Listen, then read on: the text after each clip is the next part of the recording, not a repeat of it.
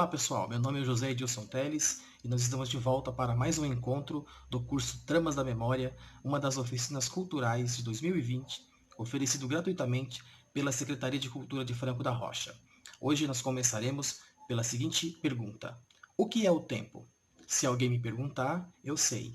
Se alguém pedir uma explicação, já não sei. Essa formulação, ela não é minha. É uma formulação clássica que remonta a Santo Agostinho, sobre quem tratamos na aula anterior. Então vamos conferir os pressupostos de Santo Agostinho em sua reflexão sobre a natureza e a essência do tempo. Vamos lá. Na aula anterior, disponível neste canal, tratamos do livro 10 das Confissões de Santo Agostinho sobre o Palácio da Memória.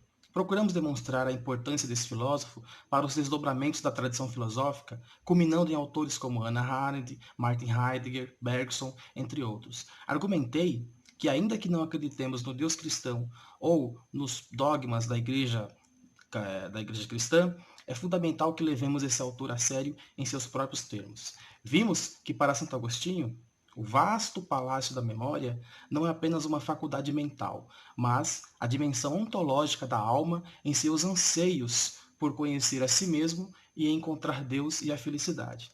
Todo esse pressuposto filosófico presente em Santo Agostinho foi purificado pela filosofia e pela psicanálise moderna.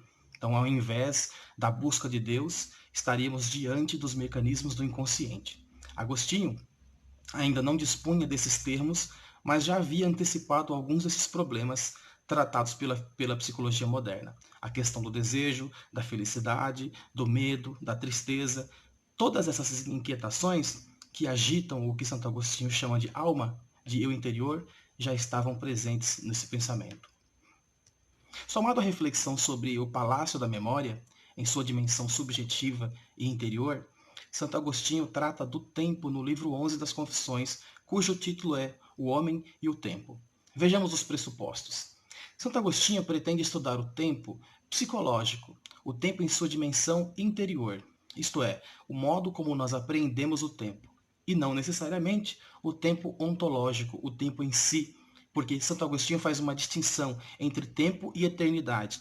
E nessa concepção, a eternidade é concebida como não possuindo divisões internas, porque possuir divisões ou ter características de uma divisão, da ideia de um tempo contínuo, é justamente o caráter do tempo transitório. Então Santo Agostinho faz essa distinção. Por sua limitação, portanto, o tempo não pode medir a eternidade, porque o tempo é passageiro, se esgota, ele tem uma origem, ele tem um fim.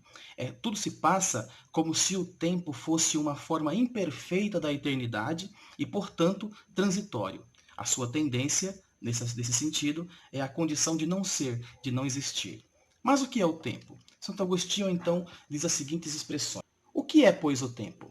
Quem poderá explicá-lo clara e brevemente? Quem poderá aprender, mesmo só com o pensamento, para depois nos traduzir por palavras o seu conceito? E que assunto mais familiar e mais batido nas nossas conversas do que o tempo? Quando dele falamos, compreendemos o que dizemos. Compreendemos também o que nos dizem quando dele nos falam. O que é, por conseguinte, o tempo? Se alguém me perguntar, eu sei.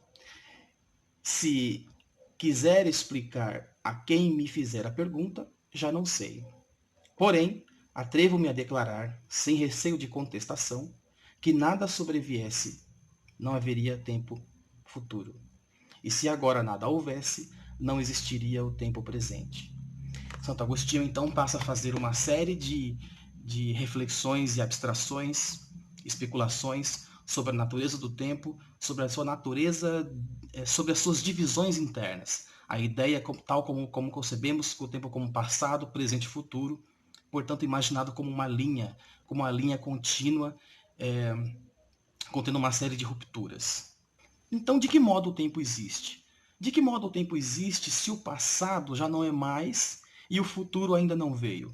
Se o presente não passar para o pretérito, já não seria tempo, mas eternidade. Portanto, o tempo tende sempre a não ser. O tempo tende sempre à morte. O tempo tende sempre a desaparecer. Santo Agostinho representa o tempo como uma linha constituída por instantes contínuos que se esvaem. O tempo tem uma origem e terá um fim, diferente da eternidade que não possui, portanto, uma série de linhas de fuga ou de rupturas. Portanto, para Santo Agostinho, o tempo que passa já não existe porque ele é um instante em fuga que se esvai. Por outro lado, o futuro também não existe porque ele ainda não veio ou não se realizou.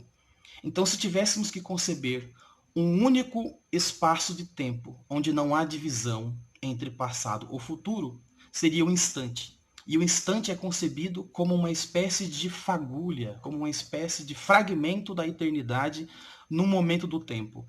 É um momento que, na concepção de Santo Agostinho, o ser humano, ou a alma do ser humano, possui uma espécie de consciência com o divino e tem uma compreensão muito rápida do que seria a eternidade. Então, esse único momento do tempo, o instante, é o que realiza a consciência humana. Toda essa concepção do tempo cristianizada, interiorizada e, portanto, subjetivada, ela passará por um processo de laicização no período da modernidade.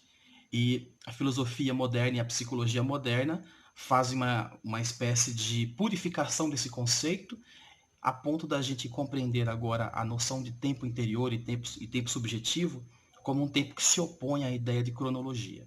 Voltaremos a esse ponto em outras aulas.